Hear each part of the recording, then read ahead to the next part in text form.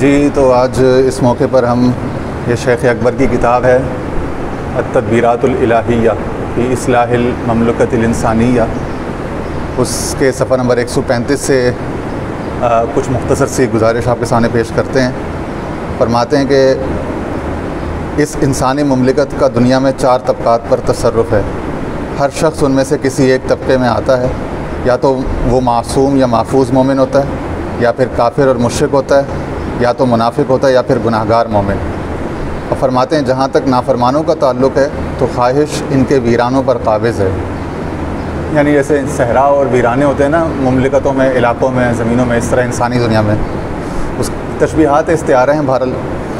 اور جبکہ عقل ان کے شہروں اور بستیوں کی مالک ہے، جہاں تک منافقین کی بات ہے تو عقل ان کے ویرانوں پر قابض ہے اور خواہش ان کے شہروں پر حاکم ہے۔ جہاں تک معصوم محفوظ مومنوں کا تعلق ہے تو عقل ان کے شہروں اور ویرانوں دونوں پر قابض ہے۔ اور جہاں تک کافروں کی بات ہے تو ان کی کل مملکت خواہش کے ہاتھ میں کھلونا ہے۔ کل روز محشر جب موت کو ذبح کیا جائے گا، 2 گروہوں کا فرق قائم ہو جائے گا اور اللہ کا حکم نافذ ہوگا تو گناہ گاروں کو معصوم مومنین سے ملا دیا جائے گا۔ بس اس بات اور اس بشارت کے لیے میں نے آج کی ریکارڈنگ شروع کی تھی کہ چونکہ ہم بہت سوچتے ہیں کہ ہم گناہ گار ہیں اور ہم نیک لوگوں سے، اللہ والوں سے تعلق رکھتے ہیں، تو ہمارے پیر صاحب فرماتے تھے کہ بھائی گرچہ ناپاکم ولیکن دل بپا کا وسطیم در بہارستان عالم رشتہ گلدستہ۔ اگرچہ میں گناہ گار ہوں مگر میرا دل جو ہے وہ طیب و طاہر پاک لوگوں سے جڑا ہوا ہے، تو اس امید پر انشاءاللہ جس طرح کانٹا پھولوں سے جڑا رہتا ہے اور گلدستے کا حصہ کہلاتا ہے، تو امید ہے کہ مجھے اس باغ سے، اس گلشن سے جدا نہیں سمجھا جائے گا۔ تو کہہ رہے ہیں کہ اللہ کا حکم نافذ ہوگا تو گناہ گاروں کو معصوم مومنین سے ملا دیا جائے گا، یوں انہیں ابدی نعمتیں حاصل ہوں گی۔ وہی جو معصوم مومنین کو حاصل ہو رہی ہیں وہی محفوظ مومنین کو جو حاصل ہو وہی گناہ گار مومنوں کو بھی حاصل ہو جائیں گی۔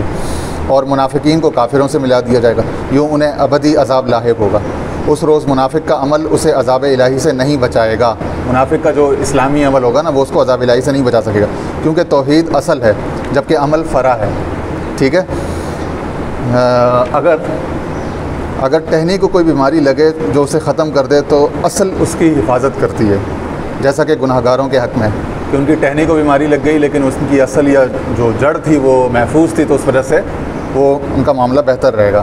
لیکن اگر اصل جڑ ہی خراب ہو جائے تو فرع بھی اس درخت کو نہیں بچا سکتی، جیسا کہ منافق کے ساتھ ہوا۔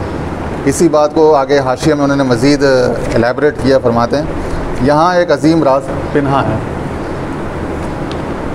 وہ یہ ہے کہ اللہ تعالیٰ نے اپنے مومن بندے سے گناہ اسی لیے کروائے کہ ان گناہوں سے اس کے درجات میں اضافہ ہو اور وہ اسم الغفار کے تحت اس کا قرب پا سکے۔ یعنی گناہ کروانے کا مقصد جبری والا عقیدہ نہیں ہے، بلکہ یعنی کروانے کا مقصد ہے کہ گناہوں کی طاقت یا اسباب اس سے نہیں ہٹائے، توفیق یا طاقت اس سے سلب نہیں کی نا، اس معنی میں۔ ٹھیک ہے، اور اسم الغفار کے تحت وہ رب کی مغفرت کا مزہ اور اس کا قرب پا سکے۔ اللہ تعالیٰ فرماتا ہے بے شک اللہ تعالیٰ بہت توبہ کرنے والوں کو پسند کرتا ہے، اور بہت توبہ یقیناً بہت گناہوں پر کی جاتی ہے۔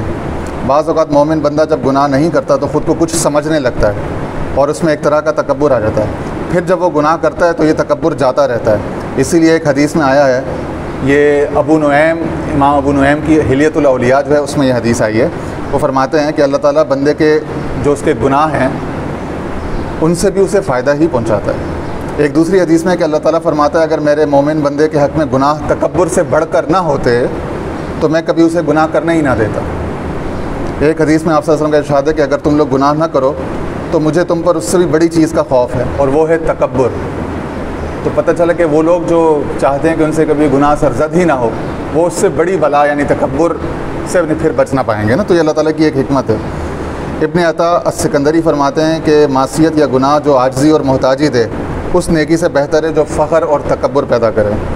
شیخ اکبر فتوحات مکیہ میں لکھتے ہیں کہ بے شک اللہ تعالیٰ اپنی وعید کے خلاف کر سکتا ہے لیکن اپنے وعدے کے خلاف نہیں کرتا، اور جو اپنے رب کو جانتا ہے تو وہ اس کی جناب کرم میں اپنے گناہوں کو، یعنی اس کی رحمت اس کے کرم کے آگے اپنے گناہوں کو بہت حقیر شے پاتا ہے۔ بس آج یہ آپ کے سامنے پیش کیا، دعا فرمائیں اللہ تعالیٰ ہمیں سمجھنے کی توفیق عطا فرمائے۔ وآخر دعوانا ان الحمد للہ رب العالمین۔